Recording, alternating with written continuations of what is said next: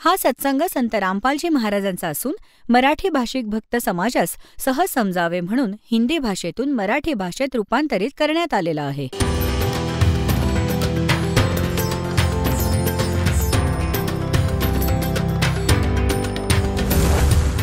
और ज्ञान सब ज्ञानडी कबीर ज्ञान सो ज्ञान और जैसे घोड़ा तोब कायम करता चले मैदान. जगद्गुरु तत्वदर्शी संत रामपालजी महाराजांचे अमृत वचन सर्व पवित्र धर्मांच्या व पवित्र शास्त्रांच्या आधारावर. आणि हे ज्ञान ऐकवायचं आहे. आता बघा, श्रीमद भगवद्गीता जयदयाल गोयंदका यांचे अनुवादक आहेत. अध्याय नंबर 4 श्रीमद भगवद्गीता, आणि हा इथून सुरू होतो 25 पासून. यात काय लिहिलंय की दुसरे योगीजन, अन्य म्हणजे अपरे म्हणजे अन्य, काही बरेचसे योगीजन म्हणजे साधक देवतांच्या पूजन रूप यज्ञाचं यथासांग अनुष्ठान करत असतात. म्हणजे काही तर देवतांची पूजा करतात असा याचा अर्थ आहे. आणि अन्य अपरे म्हणजे अन्य, ब्रह्मज्ञ म्हणजे ब्रह्मची पूजा करतात. याचा सरळ अर्थ असा समजा, परब्रह्म नाही, ब्रह्म. यज्ञांद्वारेच आत्मरूप यज्ञाचा हवन करतात. अन्य योगीजन हा 26 आहे, 4थ्या अध्यायाचा 26 आहे. अन्य योगीजन श्रोत्र आदी सर्व इंद्रियांना संयम रूप अग्नीत हवन करतात. दुसरे योगीजन शब्दादी, जर शब्द स्पर्श रूप रस आणि गंध यांच्या आधाराने समस्त विषयांच्या इंद्रिय रूप अग्नीत हवन करतात. आणि दुसरे हा 27 आहे. दुसरे योगीजन इंद्रियांच्या क्रियांना, प्राणांच्या सर्व क्रियांना ज्ञानाने प्रकाशित आत्मसंयम योगरूप अग्नीत हवन करतात. याचा अर्थ काय आहे की काही फक्त आपल्या श्वासावर लक्ष केंद्रित करतात आणि त्यालाच मोक्ष मानतात. जसं काही असं सांगतात, एक व्यक्ती सांगत होती की आमचे गुरुजी एक योग क्रिया करतात की तुम्ही डोळे बंद करून बसा आणि लक्ष ठेवा, श्वास बाहेर जातोय, श्वास आत येतोय, फक्त एवढं लक्ष ठेवा, बस. श्वास बाहेर जातोय, आत येतोय. ही प्राणाची क्रिया आहे. बघत राहा की तुमचं लक्ष राहील की श्वास बाहेर आला आणि आतही घेतला. आता सांगा, यात काय? नाही लक्ष दिलं तरीही श्वास बाहेर जातोय, आत येतोय, ह्याचा काय अर्थ झाला? तर सांगतात की अशा प्रकारच्या साधना करतायत ही लोक. आता बघा, अध्याय नंबर 4चा तुम्ही 27 वाचला, आता 28 वाचूया. अध्याय गीता अध्याय नंबर 4चा तुम्ही 27 वाचलात. दुसरे योगीजन इंद्रियांच्या संपूर्ण क्रियांना आणि प्राणांच्या पूर्ण क्रियांना, म्हणजे श्वास आहे, श्वासाधारित सर्व ज्ञानेंद्रियांवर लावतात. ज्ञानाने प्रकाशित आत्मसंयम योगरूप अग्नीत हवन करतात. 28 मध्ये अनेक द्रव्ययज्ञ संबंधी यज्ञ करणारे आहेत. म्हणजे कोणी तसे भंडारा केला, मंदिराचा ध्वज लावला, काही इतर छोटे मोठे दान केले, तर म्हणतात द्रव्ययज्ञ करतात व त्यातच संतुष्ट होतात. गोशाला धर्मशाळा बांधली आणि मग तपस्या यज्ञरूप करणारे काही तप करतात. तसेच दुसरे अनेक योगरूप यज्ञ करणारे ते केवळ योगासनं करतात. वर पाय खाली डोकं केलं, उभे राहिले, आणि कितीतरी अहिंसावादी तीक्ष्ण व्रतांनी युक्त यत्नशील पुरुष स्वाध्यायरूप ज्ञान यज्ञ करणारे आहेत. अनेक जण तर अहिंसा, जसं तोंडावर पट्टी बांधून अनवाणी फिरणं, कारण चुकून आपल्याकडून कोणती हिंसा होऊ नये, तर काही केवळ स्वाध्याय करतात, ज्ञान यज्ञ करतात. स्वाध्याय म्हणजे ज्ञान, स्वाध्याय ज्ञानयज्ञ. स्वाध्यायाला ज्ञानयज्ञ म्हणतात. 29 आणि 30 मध्ये म्हटले, दुसरे अनेक योगीजन अपान वायूत प्राणवायूचे हवन करतात. तसंच इतर योगीजन प्राणवायूमध्ये अपानवायूचे, म्हणजे आपल्या अंतर्क्रियातून आतल्या वायूला वरखाली आपलं करत असतात. इतर अनेक नियमित आहार करणारे, केवळ फलाहार करणारे खूप कमी आहार करून आपला संयम पाळतात.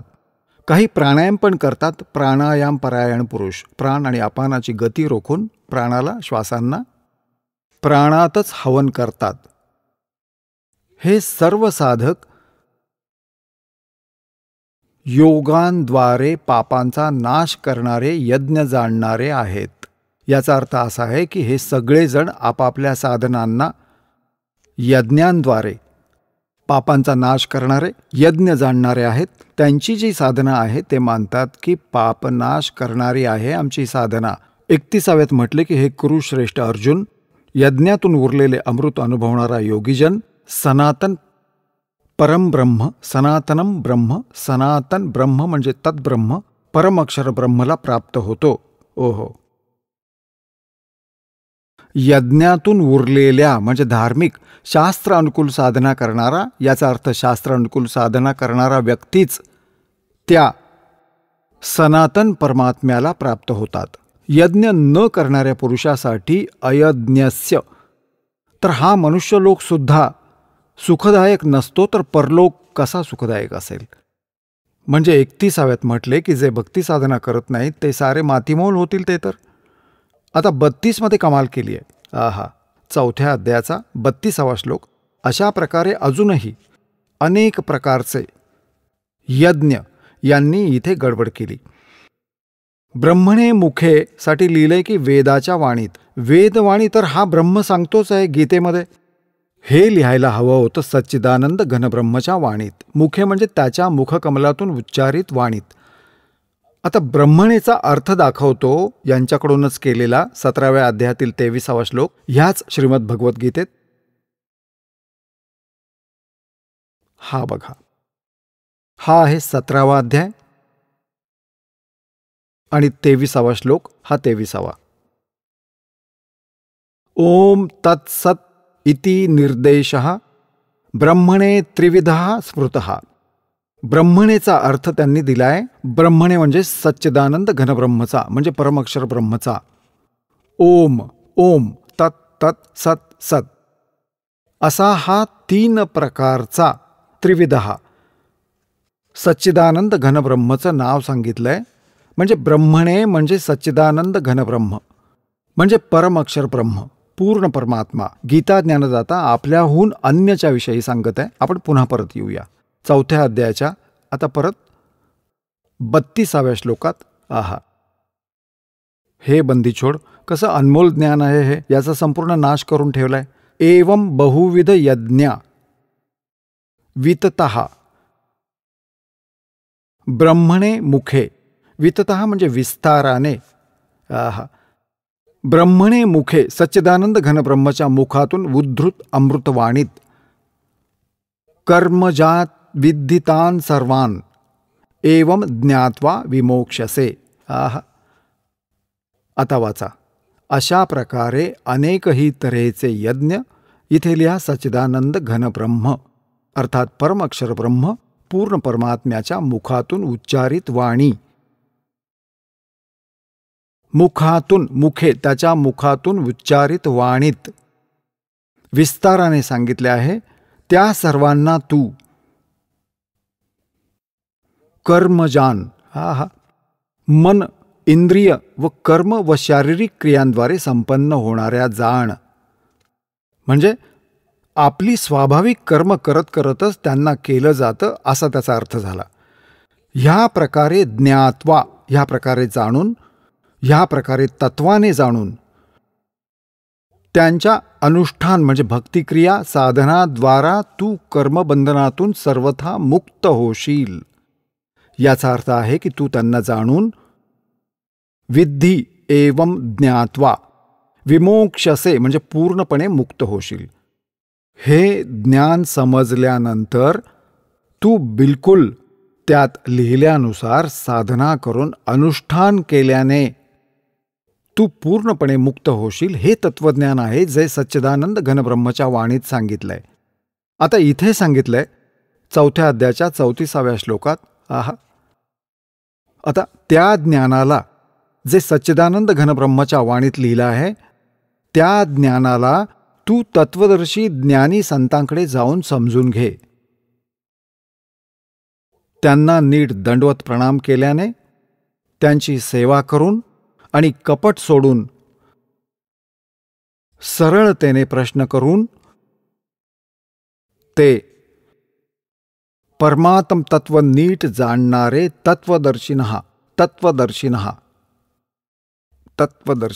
आहा तत्वदर्शी संत ज्ञानी महात्मा तुला तत्वज्ञानाचा उपदेश करतील. पुण्यात्म्यांनो, आपण पुन्हा तिथेच येऊया. हे ऋग्वेद मंडल नंबर 9 आणि तेच तुम्हाला पुन्हा दाखवतो. श्रीमद भगवद्गीता आपण ठेवून दिली आहे आणि हा दयानंद वाल्या भक्तांचा अनुवाद आहे. यात काय लिहिले? ऋग्वेद मंडल नंबर 9 सूक्त 86च्या मंत्र 26-27 आणि ऋग्वेद मंडल नंबर 9 सूक्त 82च्या मंत्र 1-2 मध्ये तुम्ही हे वाचलं की तो परमात्मा पापनाशक आहे आणि वरती 3ऱ्या मुक्तिधामामध्ये राहतो. तिथून गती करून चालत येतो, चांगल्या आत्म्यांना भेटतो आणि तो राजासारखा दर्शनीय आहे, देखण्यायोग्य साकार आहे. आणि उद्देश काय त्याच्या येण्याचा? तो उपदेश करतो, तत्वज्ञानाचा प्रचार करतो. आता पुन्हा एकदा बघा. आता पुण्यात्म्यांनो, असं समजा की तुम्हाला अमृत प्यायचं आहे आणि जितक्या वेळा प्याल तेवढं थोडं आहे. ऋग्वेद मंडल नंबर 9 सूक्त 86 खूप सरळतेने समजेल आपल्याला. आणि 26 मंत्र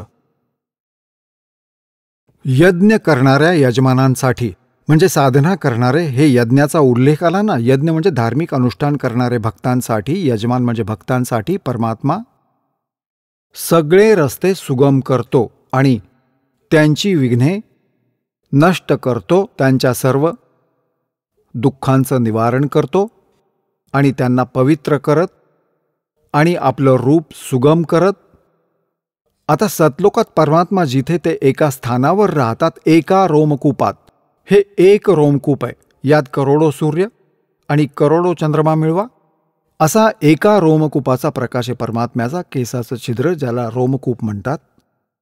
तर त्याच्यात इतकं तेज आहे, करोडो सूर्य करोडो चंद्र मिळवा, तर आपण त्याला बघू शकत नाही. जर तो जसाच्या तसा इथे आला तर तो आपल्या रूपाला कमी तेजोमय बनवून इथे येतात. म्हणजे आपल्यासारखाच मिळता जुळता, पण तरीही त्याचं शरीर खूप छान इतरांपेक्षा तेजोमय असतं. तर आपल्या रूपाला सरळ करत तो कांतिमय परमात्मा कबीर देव, इथे लिहायचं होतं कबीर देव, विजेसारखी क्रीडा करत पोहोचले क्षणार्धात. एका क्षणात पोहोचतो परमात्मा. म्हणतात मी एका क्षणात येतो. वरणीय पुरुषाला प्राप्त होतो आणि तो परमात्मा आता 27 मध्ये ऋग्वेद मंडल नंबर 9 सूक्त नंबर 26चा, ऋग्वेद मंडल नंबर 9 सूक्त नंबर 86चा मंत्र 26 वाचला. आता 27 वाचू. जो परमात्मा धूलोकाच्या 3ऱ्या पृष्ठावर विराजमान आहे, तो परमात्मा धूलोकाच्या 3ऱ्या पृष्ठावर विराजमान आहे आणि तिथून गती करून येतो. आता बघा उद्देश काय असतो त्याचा. ऋग्वेद मंडल नंबर 9 आणि सूक्त नंबर 82. सूक्त नंबर 82च्या आता आपण खाली जाऊया. मंत्र नंबर 1.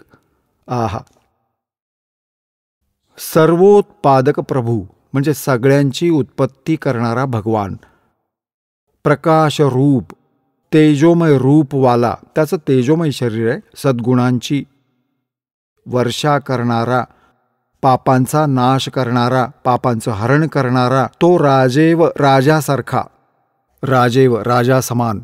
हे पृष्ठ 269-270 वर वाचूया. त्यासारखा दर्शनीय आहे, बघण्यायोग्य. दर्शनीय म्हणजे साकार.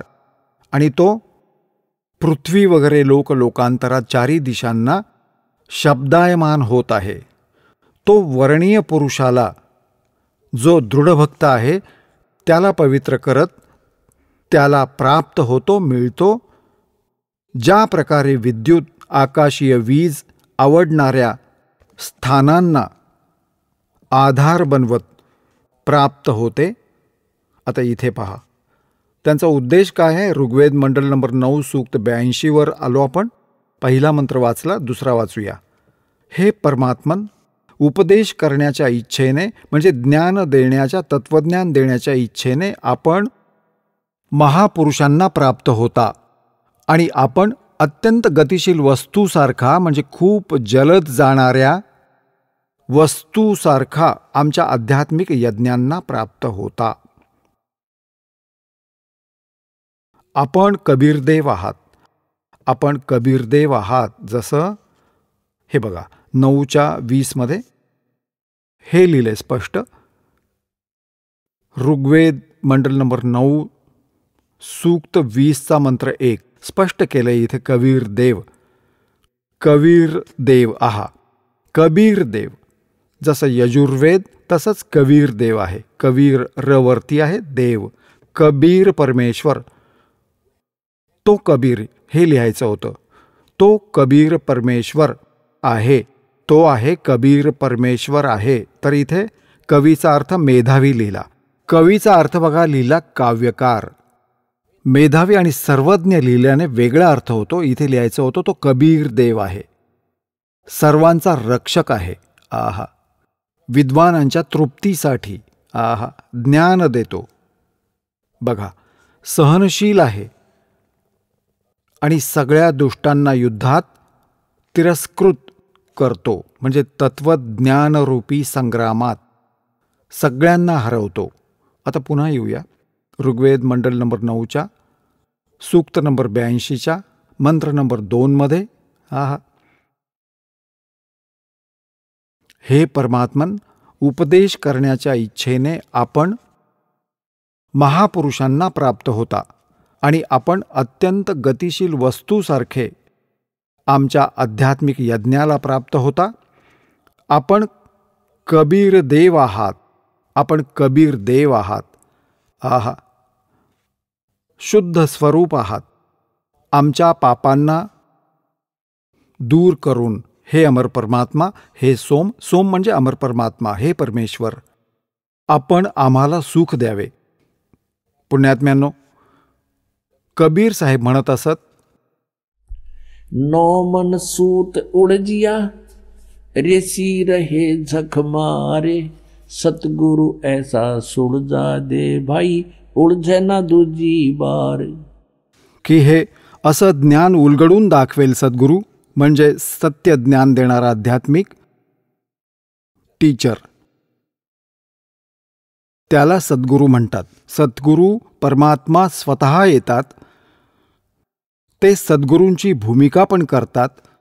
सर्व ब्रह्मांडांचं संचालन पण तिथेच बसून करतात.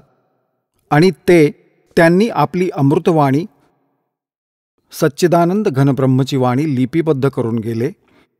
ती सुद्धा समजणं सगळ्यांना जमत नाही. या वेदांनाही नाही समजलं तर त्या वेदाला कसं समजणार सामान्य माणूस. तर हे तत्वज्ञान आहे.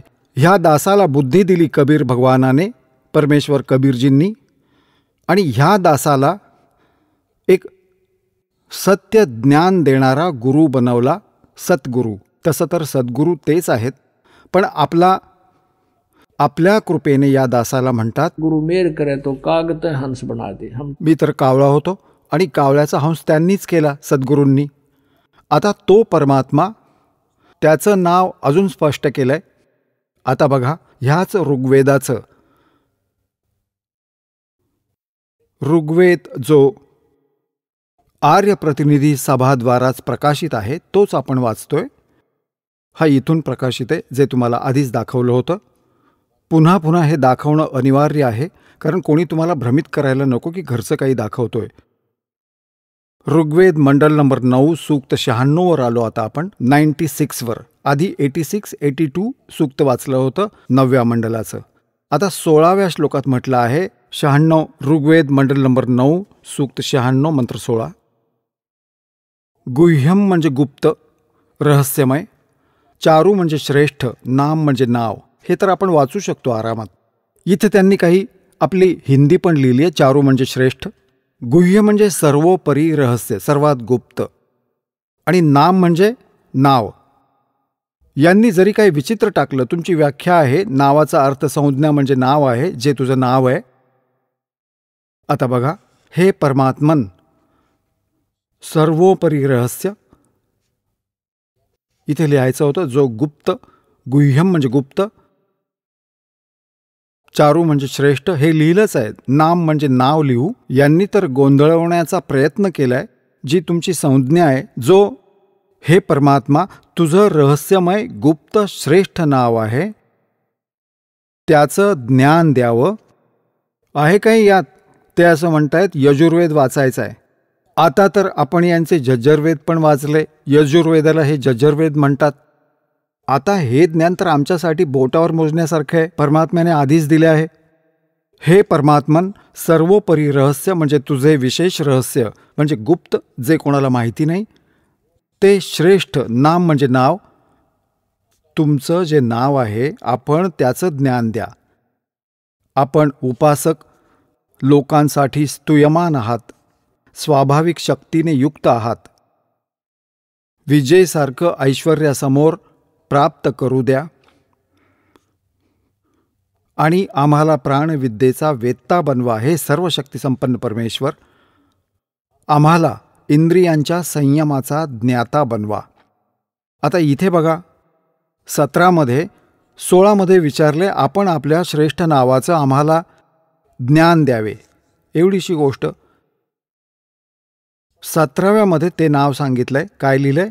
शिशुम जज्ञानम हर्यंतम मृजंती शुभंती वहिन मरुतो गणेन. कवीरगिर्भिः कवीरगिर्भी काव्येना आणि कवीर संसोमहा पवित्रम अत्यंती रेभन, ह्यांच्याद्वारे आम्ही हे घेतो. त्यांनी काय केलंय? ह्या कबीरचा अर्थ वर लावलाय, तो इथे लागेल. वाचूया, वेगळा करू, संधिविच्छेद आहे. तर यांनी तर केला, ह्याचा तर कवी केला. गिरभिही म्हणजे वाणीद्वारा. आपण त्याला असंच्या असं ठेवू, कबीर वाणीद्वारा. गिरभी म्हणजे वाणीद्वारा आणि कवीर म्हणजे कबीर. कबीर वाणीद्वारा. अच्छा, रेभन म्हणजे हे बघा, रेभन सन गर्जना करत, आणि काव्येन कवित्वाने. कवित्व म्हणजे जसं लोकोक्तींच्या माध्यमातून, शब्दांच्या माध्यमातून, दोह्यांच्या माध्यमातून, चौपाईंच्या माध्यमातून तो परमात्मा आपलं ज्ञान सांगतो. यांनी एक अजून चतुरता केली. खरं तर कवीर गिरभीचा अर्थ असा केला, कवी लोकवाणीद्वारा लिहायचं होतं, कवीर वाणीद्वारा. आणि ह्या कवीचा अर्थ नाही केला, असा अर्थ लिहायचा होता, तो कबीर देव आहे, त्याचं नाव कबीर देव आहे. हे बघा, तुम्ही पूर्ण बघू शकता. मागे बघा आणि मागे बघा चांगल्या प्रकारे. आता ह्यात तुम्ही संस्कृत बघू शकता. हे एक कवीचं तर त्यांनी इथे लिहिलंय आणि ह्या कवीचा कुठेही अर्थ नाही दिलाय. हे संस्कृत. शिशुम जिज्ञानम हर्यंतम मृजंती शुभंती मरुतः वह्नी गणेन कवीर गिरभी. ह्या कवीर गिरभीवाला केलाय, कवीर गिरभी. काव्येना, काव्येना पण लिहिलंय, काव्येना. आणि सोम पण लिहिलंय, आणि हे संत पण लिहिलं. सोम, पवित्रम पण लिहिलं, अत्येती पण लिहिलं, रेभन पण लिहिलं. हे कवी सोडून कबीर, कारण हे दुसऱ्यांदा लिहिलं असतं तर सत्य स्पष्ट झालं असतं. इन्होंने चोर चुराई तोंबड़ी गड्ढे पानी में, वह गड्ढे व ऊपर सच्चाई छनी ना. आता याचा काय अर्थ होतोय? दास सांगेल. शिशुम जिज्ञानम, हे परमात्मा, जो शिशिरूप धारण करून तुमची जी लीला तुम्ही करता, तर शिशु जिज्ञानम म्हणजे तुम्ही जाणून बुजून स्वतःच्या इच्छेनुसार शिशुरूपात प्रकट होता. हर्यंतम म्हणजे मानवाच्या रूपात, मानवाच्या बालकाच्या रूपात. आणि तुम्ही मृजंती शुभंती वर्हीन मरुतो गणेन. आणि कवीर गिरभी काव्येना, आपल्या महिम्याच्या वाणीला तुम्ही आपली कबीर वाणीद्वारा, कवीर गिरभी कवी ह्यांनी ह्या कबीर गिरभी केलं. वाणीद्वारा आम्ही लिहितो कबीर वाणीद्वारा. आणि काव्येन, काव्येना, काव्येन नाही, काव्येन, काव्येना. काव्येना म्हणजे कवित्वाने, शब्दावलीच्या माध्यमातून, दोह्यांच्या माध्यमातून गर्जना करत मोठ्या आवाजात बोलता, आवाज मोठमोठ्याने करून आपल्या महिम्याची वाणी ऐकवता. आता ह्यांचा उद्देश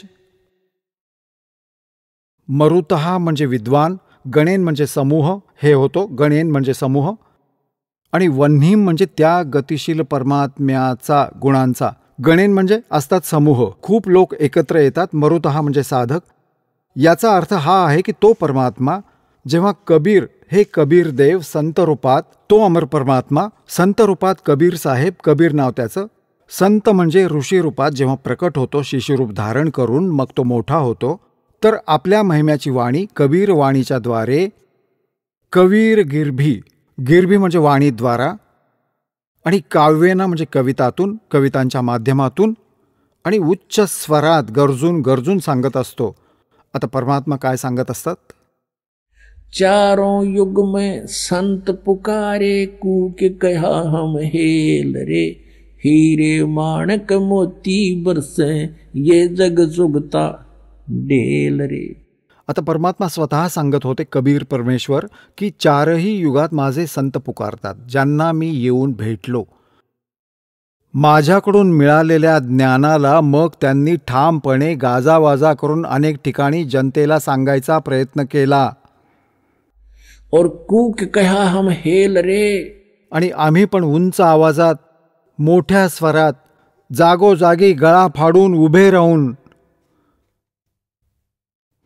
होय होय, वेद तर म्हणतात की तो परमात्मा अशी लीला करतो की आपल्या सतलोकातून चालत येतो. एका कवी तो एका गुरु रूपात उपदेशक बनून तो कबीरदेव आपल्या कबीरवाणीने आणि उंच आवाजात उभं राहून, कुठेही उभे राहायचे परमात्मा. जसं जादूगार खेळ दाखवतो, आधी डमरू वाजवतो, परमात्मा असे कुठे उभे राहायचे, जवळ एक तारी ठेवायचे, कधी कधी एक तारी, त्यात एकच तार असते, आणि त्याला अशी एक विलक्षण ट्यून लावायचे. आजूबाजूला चालणारे पादचारी तिथे उभे राहायचे, चौकात कुठेही रस्त्यात उभे राहायचे, गाव नगराच्या आत. मग 50-100 लोक येऊन जमा व्हायचे. परमात्मा मग अमृतवाणी सांगत असत. मानुष जन्म दुर्लभ है, ये मिलन बारंबार, जैसे तरवर से पत्ता टूट गिरे, वो बहोरे ना लगता डार. तर तिथे परमात्मा स्वतःच गाऊ लागत असत. आसपास लोक येऊन बसत असत, गुपचूप बसून, आणि शेकड्याने लोक जमायचे, आणि 2-2, 3-3 तास परमात्मा अमृत वर्षाव करायचे आपल्या प्रिय आत्म्यांवर, आणि कोणाला कळायचंही नाही किती वेळ झाला. आणि मग प्रभावित होत की बाबा हा कोणी मोठा विद्वान आहे, चांगली वाणी, कोणी म्हणायचे छान सुरेल आवाज आहे, कोणी म्हणे हो हो कमाल केली, सगळं सत्य सांगतोय. कारण की परमात्मा सुरुवातीला फक्त एवढंच सांगायचे की तुम्ही मनुष्य आहात, माणूस असूनही भक्ती करत नसाल तर तुमचं जीवन व्यर्थ आहे. पशु आणि तुमच्यात फरक काय, इतर प्राणी आणि मनुष्यात फरक काय, तर ह्यामुळे सामान्य माणूस प्रभावित व्हायचा. आणि तेच वेद म्हणतात की तो उंच स्वरात मोठमोठ्याने आवाज देऊन बोलतो, तो असतो परमात्मा. त्याला कवी म्हणू लागतात, कवी, कारण कवीचा अर्थ काव्यकार पण होतो. आणि त्या परमात्म्याचं खरं नाव आहे कबीर देव. त्याला कवी समजा, त्याचं नाव कवी आहे. आपण त्याला कबीर म्हणू लागलो, वेद त्याला कबीर देव म्हणतात, आम्ही कबीर साहेब म्हणू लागलो. तर तो कवी आहे की जो आपली वाणी, ज्ञान, कवितांच्या माध्यमातून बोलतो. आता मग पुढे दाखवूया तुम्हाला की जेव्हा तो परमात्मा येतो तेव्हा तो एक प्रसिद्ध कवींपैकीच एक असतो, पण तो असतो परमात्मा, आणि त्याला कवीपर्यंतच मर्यादित ठेवलंय. पण तो परमात्मा असतो, कारण की काही दोहे श्लोक मिळते जुळते असतात, आणि परमात्म्याची एवढी मोठी ती सच्चिदानंद घनब्रह्मची वाणी, कबीरवाणी, हे सारं जेव्हा आपण वाचतो तर 4ही वेद, 18 पुराणे, 11 उपनिषद, महाभारत, गीता, पुराण, कुराण, बायबल, सर्व काही समावेश आहे त्यात. आणि अन्य संतांमधून जसे एक तुलसीदास पण एक कवी होते, त्यांनी रामायणाव्यतिरिक्त काही नाही, फक्त रामाचाच महिमा गायलाय त्याच्यात, आणि त्याच्यात सगळ्यांचा इतिहास दाखवला आहे. कशात? कबीरवाणीमध्ये. तो परमेश्वर कवी होता, प्रसिद्ध कवींपैकी एक असतो आणि त्या ऋषी रूपात किंवा संत रूपात प्रकट होतो. त्या ऋषीकृत म्हणजे त्या ऋषीच्या द्वारा केलेल्या म्हटलेल्या रचनांचे त्या परमेश्वराचे खूप जास्त अनुयायी बनतात, लाखोंच्या संख्येने. आणि त्यांच्यासाठी ती अमृतवाणी, परमात्म्याने बोललेली सच्चिदानंद घनब्रह्मची वाणी अमृततुल्य होते. किती गोड लागते त्यांच्या शरणागत अनुयायांना. हा वेद सांगतोय बघा. हा तोच आहे ऋग्वेद. आपण आता वाचत आलोय इथे. हा तोच आहे.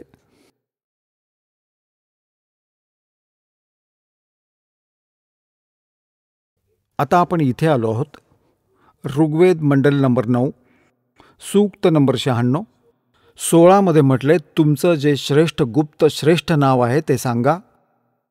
आणि इथे स्पष्ट लिहिलंय की ते 17 शिशुम जज्ञानम हर्यंतम मृजंती शुभंती बहिर्मरुतो गणेन कवीर गिरभी काव्येना कवीर. संत सोमहा ते कबीर नाव आहे परमात्म्याचं.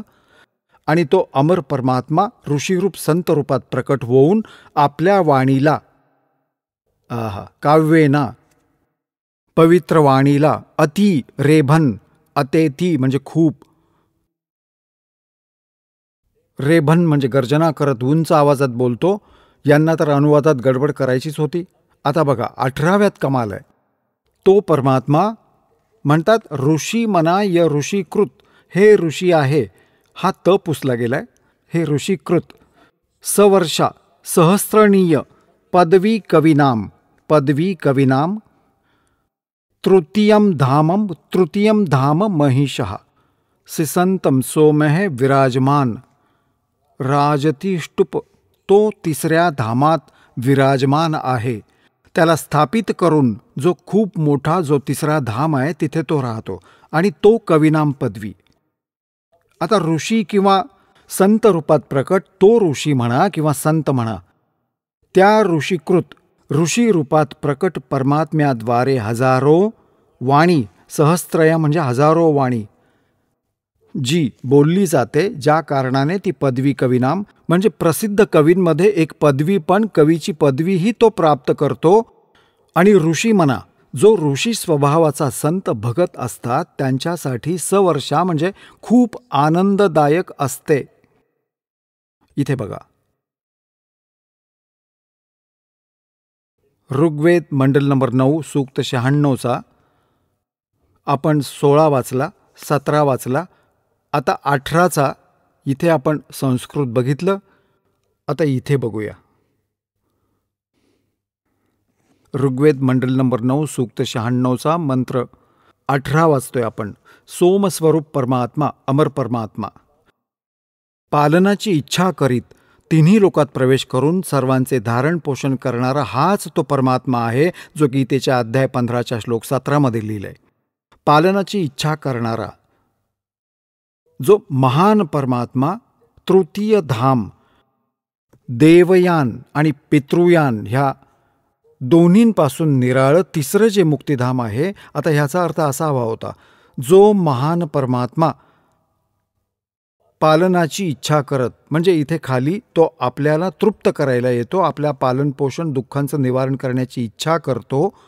तो महान परमात्मा तृतीय धाम, 3रा धाम, तृतीय धामाचा एवढंच समजा 3रा जो मुक्तिधाम आहे त्यात त्याच्यात विराजमान आहे. हे ज्ञानयोगी, जो ज्ञानयोगी त्याला प्रकाशित करणारा आहे. बघा इथे विचित्रच केला ना. ज्ञानयोगी हटवलं. इथे त्यांना आठवलं की दयानंद तर निराकार सांगत होता, आणि जर आपण सरळ लिहिलं तर अर्थ होऊन जाईल की तो साकार सिद्ध होईल. इथे ज्ञानयोगी हटवलं. हा ज्ञानयोगी ऋग्वेद मंडल नंबर 9 सूक्त 86 मंत्र 27 विसरले. हे बघा 986 27. आता जो परमात्मा धूलोकाच्या 3ऱ्या पृष्ठावर विराजमान आहे. इथे यांच्या लक्षात काही नाही राहिलं, परमात्म्याने मिटवला हा रोग, नाहीतर असाच घोळ करून ठेवला असता. आता इथे बघा, पुन्हा 96वर परत येऊया. 9च्या 96मध्ये आणि हा आपण 18वा मंत्र वाचतोय. सोमस्वरूप परमात्मा, तो अमर परमात्मा, पालनाची इच्छा करत जो महान आहे तो परमात्मा, तृतीय धाम. इथे लिहायचं होतं 3रा जो मुक्तिधाम आहे त्याच्यात विराजमान आहे. इथे त्यांनी गोंधळ केला. जो ज्ञानयोगी आहे त्याला प्रकाशित करणारा, आणि ज्ञानयोगी आहे कुठे मूळ पाठात? कुठेही नाही. आता इथे ऋषीमनाचा अर्थ काय केला? सर्व ज्ञानाचं साधनरूप मना जोगता तो आहे परमात्मा, ऋषीकृत. हे ऋषीकृत इथे लिहायचं होतं सर्व ज्ञानांचा प्रदाता, नाही, जसं हे लिहून ठेवलंय त्यांनी महर्षीकृत. इथं याचा अर्थ काय होतं विचारा त्यांना? महर्षी दयानंद कृत, म्हणजे ह्याच्याद्वारे बोललेलं, लिहिलेलं, उच्चारण केलेलं, म्हणजे कृतचा अर्थ हे त्याच्याद्वारे लिहिलेलं पुस्तक आहे. दयानंद कृत ह्याच्याद्वारे केलेला अनुवाद आहे. तर इथे लिहायचं होतं त्या ऋषी रूपात प्रकट परमात्मा कृत. 9चा 96 केला. आता आपण 18वा वाचतोय. इथे लिहायचं होतं ऋषीकृत. हा मूळ पाठ इथे आहे त्यांचा, हा इथे आहे मूळ पाठ. ऋषी मना य ऋषीकृत, हा त आहे, थोडासा अस्पष्ट आहे. ऋषीकृत स्वर्षा सहस्त्रनिथा, सहस्त्रनिथ म्हणजे हजारो वाणी, निथ म्हणजे वाणी. बोलतो तो ऋषी मना ऋषी स्वभावाच्या अनुयायी भक्तांसाठी ती स्वर्गासारखी स्वादिष्ट म्हणजे छान असते, आनंददायी होते. 9च्या 96चा 18वा आपण पुन्हा वाचूया. 3रा जो मुक्तिधाम आहे त्यात विराजमान आहे तो परमात्मा, स्तुयमान आहे ऋषी मना, सर्व ज्ञानाच्या साधनरूप मानणारा, हे लिहायचं होतं. सर्वमानचा अर्थ तो ऋषी मनाचा अर्थ लिहायचा होता. जे ऋषी स्वभावाचे भक्त त्याचे अनुयायी असतात ते साधू संतांसारखे होतात, तो आहे परमात्मा.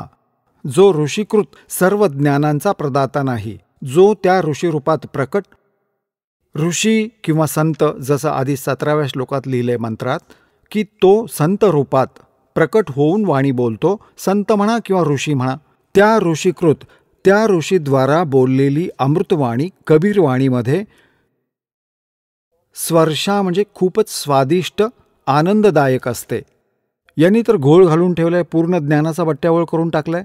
आता पुण्यात्म्यांनो, तुमच्या समोर ही कॉन्सेप्ट क्लिअर केली जाते की परमात्म्याचं नाव काय आहे, त्याचे गुण आणि लीला काय आहेत, हे वेद सांगताहेत आधी. तर आता तुम्हाला वेद दाखवतोय आधी, आणि तो साकार आहे, मनुष्यासारखा, राजासारखा, दर्शनीय, आणि तो आपल्या रूपाला हलकं करून पुढे लिहिलंय 19व्यामध्ये 20व्या मंत्रात, ऋग्वेद मंडल नंबर 9 सूक्त 96च्या मंत्र 18मध्ये तर हे लिहून ठेवलंय.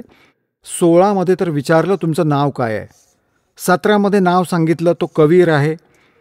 कवीरवाणीद्वारा तो आपलं ज्ञान सांगतो. जेव्हा बालक रूप धारण करून परमात्मा प्रगट होतो, मोठा होतो, तर मग आपल्या महिम्याची वाणी कवीर गिरभी, कवीर वाणीद्वारा आपल्या महिम्याचं वर्णन कवितांद्वारे करतो, कवितांच्या माध्यमातून. आणि ज्या कारणाने तो कविनाम पदवी, तो प्रसिद्ध कवींची पदवी सुद्धा प्राप्त करतो, पण तो असतो सोम, अमर परमात्मा. आणि तो 3ऱ्या मुक्तिधामामध्ये विराजमान आहे, तिथून गती करून येतो. आणि तो इथे कसा येतो? जशी एक व्यक्ती आपला दुसरा पोशाख करून खाली येतो, कुठे जातो, असं आपल्या ओरिजिनल शरीरावर ओव्हरकोट घालून, म्हणजे शरीर हलकं तेजपुंज बनवून, त्या ओरिजिनल, जसा एक बल्ब आहे 100 वॅटचा किंवा ट्यूब आहे 100 वॅटची, 200 वॅटची, आणि त्याच्यावर पॉलिथिन टाकून दिलं जाडसर, तर त्याचा हलका सफेद, त्याचा हलका, त्याच्यापेक्षाही खूप कमी प्रकाश आहे तर जसाच्या तसा आत, पण डोळ्याला वर तो त्रास नाही देत, इतका कमी झाला प्रकाश त्याचा एकदम. तर असा तो परमात्मा येतो. आता हे ऋग्वेद मंडल नंबर 9 सूक्त नंबर 96च्या मंत्र नंबर 16, 17, 18 तुम्ही वाचलात. त्याच्यात लिहिले कविनाम पदवी, त्याचं कारण हे की आपल्या महिम्याची वाणी तो कवितांमधून सांगतो, कवितांच्या माध्यमातून, लोकोक्तींच्या माध्यमातून. ह्याचमुळे तो प्रसिद्ध कवींपैकी सुद्धा एक त्याची पदवी असते. तो कवी होता, कवीर कवी, पण तो असतो परमात्मा. तो कबीर देव असतो. त्याचं नाव पण कबीर देव असतं, त्याचं काम पण कवी असतं. तो प्रसिद्ध कवींपैकी एक असतो. आता ह्याच्यात स्पष्ट केले की तो परमात्मा चौथ्या धामामध्ये पण राहतो. वेदांचं रहस्य हळूहळू तुमच्या समोर आणतो. कारण जेव्हा तुम्हाला विश्वास वाटेल की हा दास जे सांगतोय ते खरं आहे, मग दास तुम्हाला यांचा अनुवाद करून देईल. तुम्ही वाचा, सद्गदित व्हाल. पूर्ण विश्व ह्या सद्ग्रंथांना, वेदांना आज शिरोधार्य मानतंय. कोणीही व्यक्ती ह्या विश्वात नाही जी म्हणेल की या वेदात चुकीचं सांगितलंय, त्याला सोडून, ह्या राधास्वामीवाल्याला सोडून. ते तर म्हणतात आम्ही नाही मानत वेद, कतेब आणि गीता. म्हणतात हे पण कोणीतरी लिहिलेलंच आहे, आमच्या गुरूंनी सांगितलेली वाडी फायनल आहे आमच्यासाठी. आणि त्यांच्या गुरूंचं ज्ञान दाखवलं तर हसू येतं.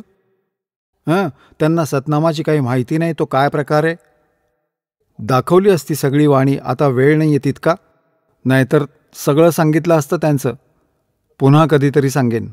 तर सांगायचा भाव हा आहे की त्यांनी तर बट्ट्याबोळ करून ठेवलाच आहे सगळ्याचा, की वेद आम्ही नाही मानत, आम्ही तर संत जे सांगतील ते फायनल आहे.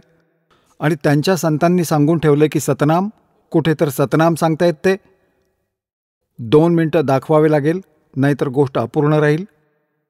आता तुम्हाला दाखवतो जे असं म्हणतात हे राधास्वामी पंथवाले की आम्ही वेदांना मानत नाही, आमच्या गुरूंनी जे ज्ञान दिलंय ते फायनल आहे. आणि वेद पण कोणीतरी सांगितलेले आहेत. तो सुद्धा माणूस होता, वेदव्यास. त्यांना हेही माहीत नव्हतं की वेद कोणी सांगितले. वेदव्यास तर रायटर होते जसं, आणि वेद सांगितलेत कसे ते तुम्हाला दाखवून दिलं आहे. आता ते म्हणतात आमच्या गुरूंचं ज्ञान फायनल आहे, सगळ्यात सुप्रीम ज्ञान आहे. आता बघा, ह्यांचं ज्ञान दाखवतो त्यांच्या गुरूंचं, ह्यांच्या प्रवर्तकांचं. राधास्वामी पंथाचा जो प्रवर्तक मानला जातो शिवदयालजी, त्याच्या हाताने काय लिहिले ते दाखवतो तुम्हाला. हे बघा, सारवचन राधास्वामी वार्तिक, हजूर स्वामीजी महाराज, राधास्वामी सत्संग ब्यास. ह्याचे प्रकाशक आहेत जगदीशचंद्र सेठी, सेक्रेटरी, राधास्वामी सत्संग ब्यास, डेरा बाबा जयमल सिंह, पंजाब. 16वी आवृत्ती 2003 मध्ये छापलंय. मुद्रक आहेत लक्ष्मी ऑफसेट प्रिंटर्स, दिल्लीहून. हे सारं काही लिहिलंय बघा. आता त्यांच्या भूमिकेत त्यांनी स्पष्ट करून दाखवलंय की सारवचन राधास्वामी वार्तिक हुजूर स्वामीजी महाराजांच्या वचनांचा संग्रह आहे, शिवदयालजींच्या वचनांचा, जे राधास्वामीचे फाउंडर मानले जातात. हे बोल सत्संग आणि इतर चर्चांदरम्यान सत्संगींनी नोट केले होते. स्वामीजी महाराज परमधामाला गेल्याच्या काही वर्षांनंतर त्यांचा संग्रह करून पुस्तक रूपात छापलं गेलं. सन 1902 मध्ये बाबा जयमल सिंहजी महाराजांनी सारवचन राधास्वामी वार्तिकला पहिल्यांदा गुरुमुखी लिपीत छापलं. 1902 पासून वाचत आलो आहोत ह्या अज्ञानाला, म्हणजे 109 वर्ष झाली. 109 वर्ष झाली हे वाचता वाचता, आणि यात काय लिहिलं हे माहिती नाही. यांना दाखवतो आता तुम्हाला. गुरुमुखी लिपीत पहिल्यांदा छापलं होतं हे पुस्तक. त्याच प्रथम गुरुमुखी आवृत्ती अनुसार आहे, आणि आता त्याची हिंदी आवृत्ती प्रकाशित केली जात आहे. आता बघा, स्वामीजी महाराजांचं शुभनाम, ज्यांचे बोल आहेत हे राधास्वामीचे, जे राधास्वामी पंथांचा जो मुख्य आहे, स्वामीजी महाराजांचं शुभनाव शेठ शिवदयाल सिंगजी होतं. त्यांनी 15 ऑगस्ट 1818 मध्ये आग्रा शहरात जन्म घेतला. त्यांच्या वडिलांचं नाव शेठ दिलवालीजी सिंह होतं. आईचं नाव महामायाजी होतं. त्यांचे पूर्वज पंजाबातले राहणारे होते. तसेच घरात गुरु ग्रंथ साहिबचे वाचन होत असे. त्यांचे माता पिता हाथरसचे प्रसिद्ध संत तुलसीदासांचे शिष्य होते. याने घटरामायण लिहून ठेवलं होतं. आता आपण आपल्या मुद्द्यावर येऊया. पुढे यांची काय वचने आहेत ते दाखवतो. शिवदयालजींच्या ज्ञानाचे भंडार दाखवतो तुम्हाला. आता राधास्वामी दयालची दया, राधास्वामी सहाय, खुलासा उपदेश हुजूर राधास्वामी साहेबांचा, हे शिवदयालजींच्या वचनांचं इथे येऊ. भाग 1. फक्त काम एवढं आहे, हे 13व्या पानावर. फक्त काम एवढं आहे की माणूस म्हणजे मनुष्य आपला चेहरा म्हणजे शरीराला त्याच्या खजान्यात अर्थात निकास म्हणजे मुक्काम सतनाम आणि राधास्वामी म्हणजे सतनामाला इथे मुक्काम म्हटले. मुक्काम म्हणजे स्थान, स्थान आणि सतनाम आणि राधास्वामीला सतनाम म्हटलंय 13व्या पानावर. आता पुढे जाऊया. पोहोचवतात आपल्या ध्यानाला त्या सतनाम स्थानावर किंवा राधास्वामी स्थानावर पोहोचवतात. पुढे बघा. आता जितके आचार्य आहेत, कोण कुठे गेला कोण कुठे गेला, इथे बघा. फक्त संत मंजिल 5वी म्हणजे सतनामात. आहा, मंजिल बघा, यांची अक्कल बघा. आता बघा, त्यांनी स्वतःच लिहिले, हे इथं आहे मंजिल. मंजिल म्हणजे फक्त संत मंजिल 5वीवर म्हणजे सतनामावर. ही 5वी मंजिल. मंजिल म्हणजे स्थान, 5वे स्थान सतनामावर. आणि कोणी विरळा संत मंजिल 8वी म्हणजे राधास्वामी पदापर्यंत पोचतो. इथे सतनामाला म्हणतायत ना, परत मंजिल 2 वेळा झालं. आता बघा इथे 15वर वचन नंबर 4, गीतेसारखे श्लोक येथे त्यांचे. हा 4था श्लोक आहे यांचा. बघा वचन शिवदयालजींचे. वा जी वा. भाग 1 आहे, राधास्वामी भाग 1 आणि पृष्ठ नंबर 15 चिरफाड केली आहे. आता समजलं पाहिजे की राधास्वामी पद सर्वात उच्च मुक्काम स्थान आहे, राधास्वामी पद. आणि हेच नाम कुळ मालकांचं सच्चा साहेब राधास्वामी आणि खऱ्या मालकांचं आहे. ह्या स्थानापासून राधास्वामी स्थानापासून 2 स्थान खाली सतनामाचा मुक्काम आहे. बघा यांची अक्कल. हे देवा, सतनामाला इथे स्थान म्हणतायत 2दा. बघा, सतनाम मंजिल सतनाम वर आणि ह्या पानावर म्हणजे मुक्काम सतनामवर. आणि इथे काय म्हटलंय जरा बघा 15 पानावर. आता समजलं पाहिजे राधास्वामी पद सर्वात उच्च स्थान आहे. हेच नाम कुलमालक आणि सच्चे साहेब आणि खऱ्या खुदाचं आहे. ते राधास्वामी सगळ्यात मोठ्या ईश्वराचं नाव आहे ह्यांच्या, आणि त्यांच्या स्थानाचंही हे नाव आहे. आता ह्या स्थानापासून राधास्वामी स्थानापासून 2 स्थान खाली सतनामाचे मुकाम आहे. सतनाम स्थान आहे आणि स्थानाचं स्थान आहे. आता मुक्काम म्हणजे पण स्थान, आणि यांच्या दृष्टिकोनातून सतनाम म्हणजे पण स्थान, मुक्काम. मुक्कामाचा मुक्काम समजा सतनामाचा स्थानाचं स्थान आहे. हे तर यांच्या प्रमुखाचे बोल आहेत.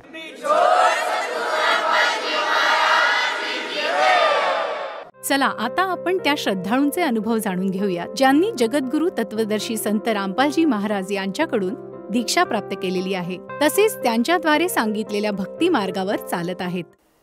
नमस्कार. सतसाहेब. आपलं नाव? पांडुरंग गोविंदराव बोळे. आपण कुठून आलात? मुक्काम धामोरी पोस्ट जामठी बुद्रुक, तालुका मूर्तिजापूर, जिल्हा अकोला. हल्ली मुक्काम द्वारकानगर, साईनगर, अमरावती. आपला व्यवसाय काय आहे? सेवानिवृत्त झालो अकोला भूविकास बँकेमधून. त्याची माझी पोस्ट टंकले म्हणून पोस्ट होती, त्या पोस्टमधून मी रिटायर झालो. आज रिटायर होऊन जवळजवळ 15-16 वर्ष झालेले. संत रामपालजी महाराजांची गुरुदीक्षा आपण कधी घेतली? संत रामपालजी महाराज यांची गुरुदीक्षा 4/2/2021 घेतलेली आहे. संत रामपालजी महाराजांची गुरुदीक्षा घेण्याअगोदर आपण व आपला परिवार कोणती भक्ती साधना करत होतात? प्रचलित जे भक्ती आहे देवदेवताची, ब्रह्म विष्णू महेश याचा जो पसारा आहे यांचा सर्वांची आम्ही लिंकअप होतो. कधी शिवजीची भक्ती करायची, कधी मी प्रथम प्राधान्य हनुमानजीची भक्ती करत होतो. परंतु देव पाहण्यासाठी सर्व 4ही धाम फिरलो मी. त्या ठिकाणी काही देवाचं मला समाधान वाटलं नाही. देव एक आहे तर हे वाटा कशाला, हा नेहमी माझ्या डोक्यामध्ये येत होता. पण यामधून आपला रस्ता कसा मिळेल हे आपण भक्ती करतो, पण कौटुंबिक चिंता कायमच आहे आपली. चिंता कशी मुक्ती होईल या संदर्भातून मी चिंतित होतो. देवाची पूजा अशी आमच्याकडे, गणपतीची पूजा असे. गणपतीची मी एक सत्संग करत होतो घरी. 4 गावचे मनुष्य भजनावाले आमच्याकडे येत होते. रात्रभर भजन करत होते. 200 लोकांचे जेवण खाऊन त्यांच्याकडे देत होतो. परंतु जो आमचा उद्देश होता की बाबा ज्या कुटुंबामध्ये आपल्याला लाभ पाहिजे तो या देवापासून किंवा या सत्संगापासून मिळत नव्हता. सत्संगामध्ये आल्यानंतर त्याची व्यसनच कायम होते. कोणी चिलम प्यायचं, कोणी तिला आल्यानंतर बाहेर घालून दारूसुद्धा पित होते, गांजा खात होते, पण त्याच्यामधून मला काही लाभ होत नव्हता. सर, जसं तुम्ही सांगत आहात की अगदी सुरुवातीपासूनच आपण भक्तिमार्गात होतात, तर मला हे विचारायचं आहे की आपण आता जसं नमूद केलं की जी आपण पूर्वीची भक्तिसाधना करत होतात त्यातनं आपल्याला समाधान मिळत नव्हतं. तर मला हे विचारायचं आहे की संत रामपालजी महाराजांनी आपल्याला असं काय ज्ञान दिलं की आपण त्यांच्याकडे गेलात आणि त्यांच्याकडनं गुरुदीक्षा आपण घेतली? संत रामपालजी महाराज यांच्याकडून मी हा योग मी कुठल्याही प्रकारचं दुसरीकडे गेलो नाही, कोणाला विचारलं नाही या भक्तीच्या मार्गावरून. पण परमेश्वरानं मला सकाळी दररोज मी व्यायाम करण्यासाठी, योग करण्यासाठी उठत होतो. टी व्हीच्या माध्यमातून महाराजाचा सत्संग लागला आणि त्या सत्संगामध्ये महाराजांनी मला कॅच केलं. पहिल्याच याच्यामध्ये का बुवा आपण जे जीव आहे त्या भूतलावर कोणीच सुखी नाही, लहानही सुखी नाही, मोठाही सुखी नाही. आपण पडतेच्या मागं लागून राहिलो. चिंता आपल्या कुटुंबात कायम आहे, ती निस्तारून नाही राहिली. पण याचा मार्ग काय आहे, खरा रामपाल महाराजांनी आम्हाला उद्घोषित केला आणि या भक्ती मार्गाला आणलेलं आहे. त्यांच्यामुळे या भक्तीमध्ये आम्ही आलो. आणि आल्यानंतर चिंतित होतो मी. एकटाच भाषण म्हणजे महाराजाचं आपलं प्रबोधन ऐकत होतो, ज्ञान ऐकत होतो. मला काही समाधान नव्हतं. पण घरीमध्ये आमची भक्तिमती हे कशी येणार आहे, कारण दोघंही एका रथाचे 2 चाकं जर भक्तिमार्गात आले तर तो रोज व्यवस्थित चालेल असं मला वाटत होतं. त्याच्यामुळे भगवंतानं माझ्या भक्तिमतीला याच्यामध्ये ओढलं आणि दोघांनी आम्ही 4/2/2021 अमरावती सेंटरला नामदान घेतलं. सर, जसं तुम्ही सांगत होता की संत रामपालजी महाराजांचं ज्ञान आहे हे आपल्याला सत्संगाच्या माध्यमातून मिळालं. मला हे विचारायचं आहे की आपण अगोदरसुद्धा भक्तिमार्गात होतात आणि आत्तासुद्धा संत रामपालजी महाराजांची आपण भक्ती स्वीकारली, तर ह्या 2 भक्तींमध्ये, 2 साधनेमध्ये आपल्याला असा काय फरक जाणवला की आपण संत रामपालजी महाराजांकडे आकर्षित झालात? या दोन्ही भक्तामध्ये पुष्कळ फरक झाला. विधीमध्ये फरक झाला. याच्यामध्ये जी विधी आहे, मूर्तीपूजा नाही, मूर्तीमध्ये आपला व्यर्थ जो खर्च वेळ वाया जात होता आणि आपल्याला याच्यापासून काही लाभ होत नव्हता आणि झालेला नाही आतापर्यंत. नेहमी आमच्या पाठीमागं चिंता हे ते सर्व लागलेल्या होत्या. आरोग्यातून सुद्धा आम्हाला याच्यामधून काही मोठासा लाभ मिळत नव्हता. यामध्ये आल्यानंतर नामदान घेतल्यानंतर मी मार्च 2021 कोरोना पॉझिटिव्ह झालो होतो. कोर माझा जास्त होता. भगवंताची कृपा का नामदान घेतल्यानंतर 4-5 दिवसांनी भगवंत माझ्या स्वप्नामध्ये आले, स्वप्नवत. आणि स्वप्नामधून मला प्रेतवत सतलोकात नेलं महाराजांनी. त्या ठिकाणी तसं प्रेतवत म्हणजे कपडा वगैरे पांढरा माझ्या प्रेतावर आथरला. महाराज उभे होते. महाराजांना दर्शन दिलं आणि मला वर नेलं. स्वप्नवत 1 मिनिटाचं स्वप्न असते सकाळचं. सकाळी उठून आमच्या भक्तमतीला मी विचारलं का माझं काही खरं नाही व महाराजांना मला प्रेतवत वर नेलं. आमच्या व्यक्तीमध्ये तसं काही नाही असते म्हणे. त्याच्या 8 दिवसानं मी कोरोना पॉझिटिव्ह झालो आणि त्याच्यामध्ये खर्चही अधिक आला. परंतु माझ्या कुटुंबानं जेवढी सेवा केली त्या कोरोना पॉझिटिव्हमध्ये हे परमात्माची कृपा. नाहीतर मी केव्हाच त्या ठिकाणी स्वर्गवासी झालो असतो. महाराजाची कृपा नसती तर. सेंटरलाही नामदान लागलं. महाराजांनी सांगितलं का हे भक्त 3 दिवसात घरी येतील, तुम्ही दवाखाना करा. त्यामुळे सर्वाला आनंद झाला आणि मी सही सलामत घरी आलो. माझ्या आजूबाजूचे 4 जे पेशंट होते कोरोना पॉझिटिव्ह ICU म्हणजे ॲडमिट होतो, 4ही लोक मृतवत झाले आणि मला सही सलामत भगवंतानं त्यांच्या आशीर्वाद मी आज आपल्यासमोर उभा आहे. हे भगवंताची कृपा झाली, भगवंतापासून लाभले. यापूर्वी कुठल्याही प्रकारचं भक्तीमध्ये समाधान असेल पण लाभ असा फारसा कुटुंबाला झाला नाही. समाधान फक्त एवढीच भक्ती आणि याच्यामध्ये हे तफावत आहे. म्हणून आम्ही रामपाल महाराजाच्या याच्यामध्ये सत्संगामध्ये सहभाग घेऊन विलीन झालो आणि ती भक्ती मार्ग स्वीकारला आहे. सर, या व्यतिरिक्त आपल्याला आणखीन काही संत रामपालजी महाराजांच्या भक्तीमुळे काही फायदा किंवा काही अनुभव आलेत का? हो, इतरही आम्ही छोटे मोठे बरेचसे अनुभव आले चालता फिरता. माझी एक नवीन गाडी मी या भक्तीमुळे आमच्या भगतमध्ये घेऊन दिली होती. की बा चला, हाही एक लाभ झाला. आमच्याजवळ सायकोची गाडी आली. त्या गाडीमध्ये नवीन गाडीला एकानं ठोस मारली. मला कुठल्याही प्रकारचा इजा झाली नाही. मागून चाक चिमटा चेपलेला होता. 5-6 हजार खर्च आला त्याचा, पण मी सही सलामत त्या प्रसंगामधून वाचलो. ही भगवंताची कृपा, रामपाल भगवान महाराजाची कृपा. सर, आपल्या ह्या सर्व अध्यायातून, त्याचप्रमाणे आपल्या ह्या अनुभवातून आपण आपल्यासारखे जे काही आपले मित्रपरिवार आहेत, आप्तेष्ट आहे, नातेवाईक आहे आणि जो जनसमुदाय आज TV चॅनलच्या माध्यमातून आपल्याला बघत आहेत, या सर्वांना आपण काय उद्देश द्याल किंवा काय संदेश द्याल? सर्वांना मी संदेश तर नाही, पण विनंती करू शकतो सर्व भक्तजनांना आणि जे उपस्थित आहे माझे मित्र, दोस्त, बंधू यांना एकच का भक्ती आणि मुक्ती ॲट ए टाईम, या भक्तीमध्ये आपल्याला तो लाभ होते. या भक्तीपासून मुक्तीसुद्धा आहे. जी आपण भक्ती करू याला मुक्तीची भक्ती म्हणता येणार नाही. पुनरपी जन्म 84 आपल्याला परत यावं लागेल. जसं आपल्याला काळ आपल्याला सजा देईल त्या पद्धतीनं त्या योनीमध्ये आपल्याला प्रवेश मिळेल. पण या भक्तीमधून महत्त्वाचा लाभ म्हणजे मुक्तीचा मार्ग मिळेल. पण या सत्संगामध्ये नियमाप्रमाणे भक्ती करणं गरजेचं आहे. नाममंत्रावर जी शक्ती आहे ती मूर्तीपूजात नाही, याचा आम्हाला अनुभव आला आणि त्या मुद्द्यातून आम्ही आज सुखी आणि भक्तीनं आम्ही उभयता भक्तिमती आणि स्वतः याच्यामध्ये इन्वॉल्व आहोत. आणि घरी कुटुंब सही सलामत आहे. सर्वाची शांती आहे. सर, जर एखाद्या व्यक्तीला संत रामपालजी महाराजांची गुरुदीक्षा घ्यावयाची असेल तर ती व्यक्ती संत रामपालजी महाराजांची गुरुदीक्षा कशी घेऊ शकेल? आज भक्ती मार्ग हा स्वीकारणं फार सोपा झालेला आहे. प्रत्येक TV प्रबोधन सुरू असताना, मार्गदर्शन सुरू असताना महाराजाची एक छोटीशी पट्टी येते. त्या पट्टीमध्ये एक मोबाईल नंबर येतात. त्या मोबाईलवर आपण SMS केला तर आपल्या घरपोच ज्ञानगंगा आणि जगण्याचा मार्ग पुस्तक येते.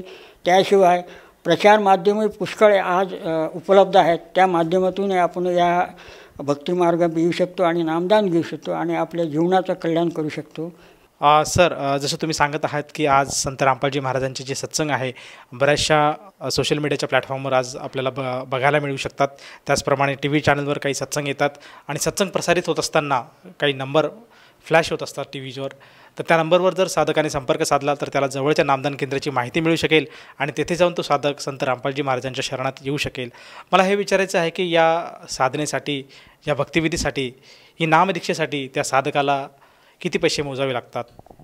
या भक्तिमार्गात येण्यासाठी कुठल्याही प्रकारचा निधी द्यावा लागत नाही. उलट या भक्तिमार्गामध्ये गेल्यानंतर सेंटरमधून आपल्याला सर्व फ्री लिटरेचर मिळते, पुस्तक मिळते, भक्तिबोध मिळते, फोटो मिळतो.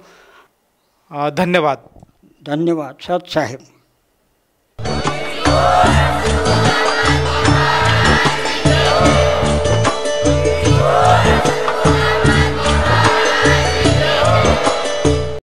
आपण ऐकत होता जगद्गुरु तत्वदर्शी संत रामपालजी महाराज यांचे मंगल प्रवचन, ज्यांच्या शुभ आशीर्वादाने संपूर्ण विश्वामध्ये 500 पेक्षा जास्त नामदीक्षा केंद्र आहेत, जिथे निशुल्क नामदीक्षा दिली जाते. निशुल्क नामदीक्षा प्राप्त करण्यासाठी आणि अधिक माहितीसाठी संपर्क करा 7030303951 7030303952. अद्वितीय आध्यात्मिक ज्ञान वाचण्यासाठी, पाहण्यासाठी आणि ऐकण्यासाठी संत रामपालजी महाराज ॲप अवश्य डाउनलोड करा किंवा आमची वेबसाईट www.jagadgururampalji.org वर विजिट करा.